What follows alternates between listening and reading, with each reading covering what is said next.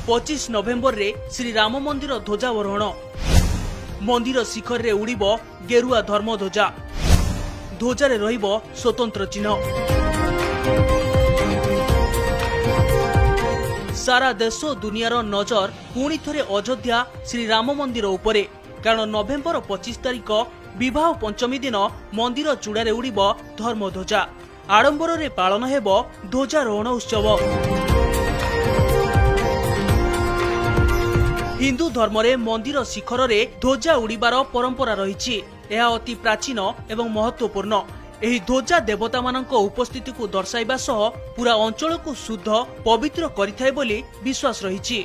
शास्त्र अनुसार मंदिर चूड़ारे धर्म पताका उड़ीबा देवतांक महिमा, शक्ति और संरक्षणर प्रतीक बोली कहा जाए।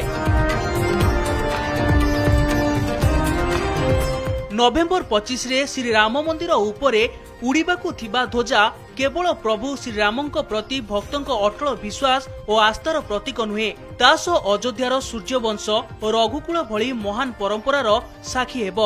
वाल्मीकि रामायण और श्री रामचरित मानस उभय पताका और तोरणर महिमा बखाणी। त्रेतायारे ध्वजा अवतरण श्री रामंक जन्मदिन उत्सव रे होइथिला एवं कलिजुगरे ताहा मंदिर निर्माणर पूर्णांग को घोषणा करिब। रघुकुल तिलक श्री रामंक मंदिर उपरे जेबे धर्म ध्वजा उड़ीब, यह सारा संसार को राम राज्य पुनर्स्थापन वार्ता देब। श्री राम मंदिर उपरे उड़ीबाकू थिबा ध्वजार रंग गेरुआ हेब, कारण सनातन धर्म रे गेरुआ त्याग, बलिदान, वीरत्व और भक्तिर प्रतीक। रघुवंश शासन काल रे मध्य एही रंगर विशेष महत्व रहिथिला। गेरुआ एभली एक रंग जहा ज्ञान, पराक्रम, समर्पण और सत्यर विजय को प्रतिनिधित्व करे। जुग जुगरु राम भक्त और साधु संत विश्व समुदाय पई जे त्याग करिसंती, संघर्ष करिसंती, से परंपरा को उज्जीवित करी रखिबाकू एही पताका उड़ीब। गेरुआ रंगर एही पताका सेमानंक बलिदान को मनै पकाइब। गेरुआ रंगर ध्वजा उपरे रहिब स्वतंत्र चिन्ह। ओमकार अक्षर सह कांचन वृक्षर छवि। ए वृक्ष भी स्वतंत्र।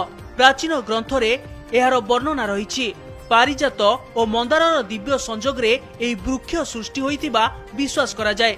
एहार फूल भारी सुंदर। सूर्यवंशी राजांक ध्वजारे एही वृक्षर छवि अंका जिबार परंपरा त्रेता जुगरु रही। राजा भरतंक ध्वजारे भी कांचन वृक्षर छवि थिबा कुहा जाय। अनेक रोगर चिकित्सा रे मध्य एही वृक्ष को व्यवहार करा जाय। एहासो ध्वजारे थिबा ओम सबु मंत्रर प्राण। एही गेरुआ ध्वजा संपूर्ण सृष्टिर प्रतिनिधित्व करिबो बोली कुहा जाउछि।